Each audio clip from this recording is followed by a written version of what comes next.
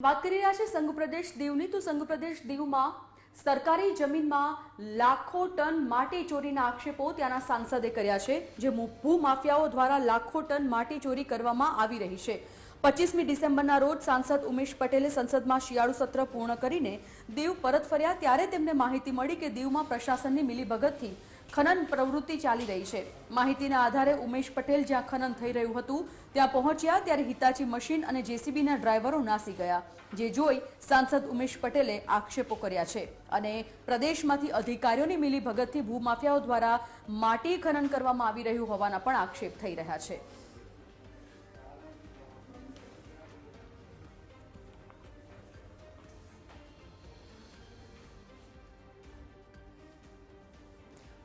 Phone line पर सांसद उमेशभाई पटेल जोड़ाई गया है। उमेशभाई, जे प्रकारे आप मिलीभगतनी बात करी रहा छो, पहला तो लाखों टन माटीनी चोरी थाय छे अने त्याना भूमाफियाओ बेफाम बन्या छे। प्रत्यक्षदर्शी तरीके अने त्याना प्रतिनिधि तरीके तमारुं पहला तो शुं मानवुं छे ते जाणीशुं। एक्चुअली मैं જ્યારે ત્યાં દીવ ગયો ત્યારે મને ખબર પડી કે અહીંયાથી ઘણી બધી માટીઓ ચોરી થઈ રહી છે।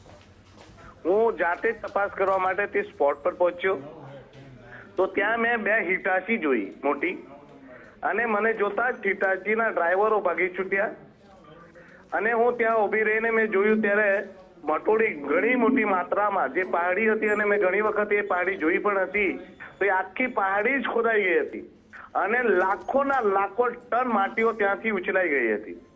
એ જોતા જ મેં ત્યાંના કલેક્ટરને ફોન કર્યો। કલેક્ટરને ફોન કર્યા બાદ મેં મામલેદારને ફોન કર્યો અને મામલેદારને સ્પોટ પર આવવા માટે બોલાવ્યો અને મામલેદાર આવ્યા પણ।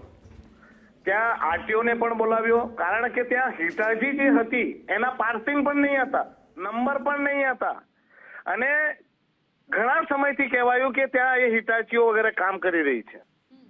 અને મેં જ્યારે કલેક્ટરને પૂછ્યું કે ભાઈ આને કોણે પરવાનો આપ્યો છે, આમને પરવાનગી કોણે આપી છે, આમની રોયલ્ટીનું શું છે, તો મને કલેક્ટર દીવના કલેક્ટર એમ કહી રહ્યા હતા કે એ તો નાની બાબત છે અને એમ કે નાની બાબતની પરવાનગી થોડી લેવા। તો મેં એમને પૂછ્યું કે લાખો ટન મોટોડી જ્યારે ચોરી થઈ ગઈ છે તો આ શું નાની બાબત છે? એની રેવન્યુની જે જવાબદારી છે, રોયલ્ટી કોણે એના પાસો કરાવ્યા છે, કેમ એમના પાસે રોયલ્ટી વસૂલાય નહીં? શું આ પરમિશનની બાબત નાની છે? ત્યારે એમણે મને કીધું કે હું મામલેદારને મોકલું છું અને તમને દુઃખ સાથે કહેવા પડે આજે 2 દિવસ થઈ ગયા ત્યાંથી હિટાચી, આજે મને ખબર પડી કે હિટાચીઓ ત્યાંથી ચાલી ગઈ છે અને કોઈ પણ પ્રકારનું એ લોકોએ એટેચમેન્ટ કર્યું નથી। હું દમણ પહોંચતા 4 વાર મામલેદારને ફોન કર્યા, 2 થી 4 વાર મેં ત્યાંના આરટીઓને ફોન કર્યા। એમણે મને હૈયાધારણા આપી, વિશ્વાસ આપ્યો કે આ ઉપર યોગ્ય કાર્યવાહી થશે અને આ બધું એટેચમેન્ટ લેવાશે। હવે તમે જુઓ, આમાં એ લોકોની મિલીભગત ન હોય તો શું હોય? જે અધિકારીઓની જવાબદારી બને, જ્યારે મેં ગાડીઓ એમને સુપ્રત કરી હોય, મીડિયાના સામે એમને જવાબદારી સોંપી હોય અને જો એટેચમેન્ટ ન લેવાયું હોય તો પછી એમાં મિલીભગત નથી। ઉમેશભાઈ, આપ બિલકુલ ઉમેશભાઈ, હું તમારી વાત સમજી ગઈ। તમે કહ્યું કે કલેક્ટરને રજૂઆત કરી, તમે પ્રદેશ અધિકારીઓની પણ વાત કરી રહ્યા છો કે તેમની રહેમ નજર હેઠળ આ ભૂમાફિયાઓ બેફામ બન્યા છે। હવે તમે જે પ્રકારની અત્યારે વર્ણન કરી રહ્યા છો કે આ 2 દિવસ થયા છતાં પણ તેઓના પેટનું પાણી નથી હલતું, સરકારને પત્ર લખ્યો છે, સરકાર તરફથી કોઈ પ્રત્યુત્તર તમને મળ્યો છે કે કેમ? અને જો તેમને પણ તેમના તરફથી પણ તમને કોઈ તટસ્થ જવાબ નથી મળતો તો આગળ તમારું શું સ્ટેન્ડ હશે?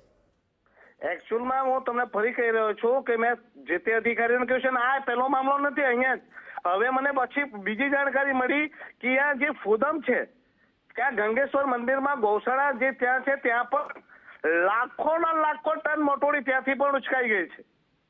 એટલે દીવમાં ઘણી બધી આ ખનનની ચોરી થઈ રહી છે અને ભૂમાફિયાઓ ત્યાં બેફામ બન્યા છે। અને મને લાગે છે કે જે અધિકારીઓ આ કાળા કામ કરી રહ્યા છે, મતલબ કે આ લોકોની જ મિલીભગત હોવી જોઈએ, એટલે જ તો એ જે તે અધિકારીઓની જવાબદારી બને છે તપાસ કરવાની તે કરી રહ્યા નથી।